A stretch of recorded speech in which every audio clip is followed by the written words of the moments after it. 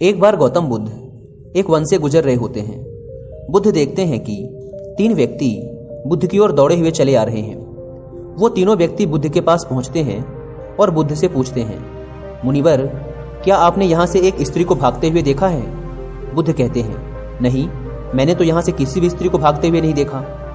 बुद्ध आगे पूछते हैं, परंतु आप तीनों इतने परेशान क्यों हो? वे व्यक्ति कहते हैं, वो स्त्री एक डायन थी, वो हमारा सारा धन लेकर भाग गई। बुद्ध कहते हैं, अकारण ही वह तुम्हारा सारा धन लेकर भाग गई? वे तीनों व्यक्ति कहते हैं, अकारण तो नहीं, हम तीनों उस स्त्री को आमोद प्रमोद के लिए लाए थे, परंतु उसने हम तीनों को ही मदिरा पिला पिला कर बेहोश कर दिया और फिर हमारा सारा धन लेकर वहां से भाग गई। यह सुनकर बुद्ध मुस्कुराते हैं और कहते हैं, अच्छा है, उसने तुम्हारा कुछ बोझ हल्का कर दिया। यह सुनकर उन तीनों में से एक व्यक्ति को क्रोध आ जाता है और वह गुस्से में चिल्लाकर बुद्ध से कहता है, अरे तुम हमारा उपहास उड़ा रहे हो? तुम्हें पता भी है वह धन कितना था? इतना धन तुमने आज तक स्वप्न में भी नहीं देखा होगा। वह व्यक्ति यह बात नहीं जानता था कि बुद्ध बनने से पहले एक राजा के पुत्र थे जिनके पास धन की कोई सीमा नहीं थी। बुद्ध कहते हैं, वो स्त्री तो अभी भी तुम्हारा सबसे कीमती धन लूट रही है और तुम कुछ भी नहीं कर पा रहे हो।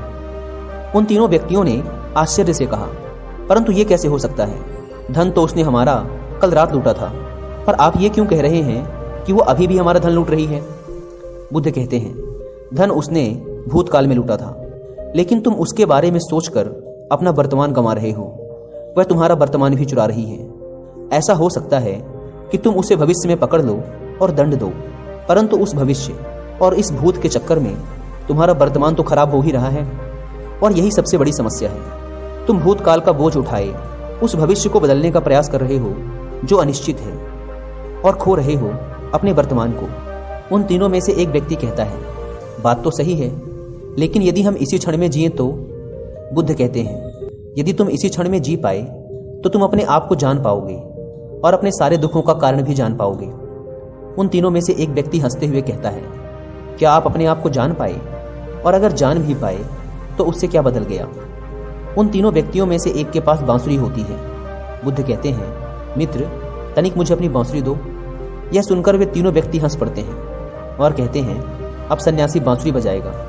बुद्ध बांसुरी लेते हैं और बजाना शुरू करते हैं। जैसे ही बुद्ध बांसुरी बजाना आरंभ करते हैं, आसपास के पेड़ पौधों में बैठे पक्षी बुद्ध के आसपास मंडराने लगते हैं और वो तीनों व्यक्ति भी बुद्ध की बांसुरी के धुन में पूरी तरीके से खो जाते हैं। कुछ देर बाद बुद्ध बांसुरी बजाना बंद कर देते हैं, परंतु अभी भी वो तीनों व्यक्ति बुद्ध को एकटक देखे जा रहे थे, क्योंकि उन्होंने आज से पहले इतनी मधुर बांसुरी कभी नहीं सुनी थी।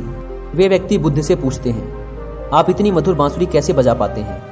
बुद्ध कहते हैं, यदि तुम भी इतनी मधुर बांसुरी बजाना चाहते हो तो बांसुरी पर ध्यान न लगाकर अपने जीवन के ऊपर ध्यान लगाओ, अपने आप को जानने के ऊपर ध्यान लगाओ।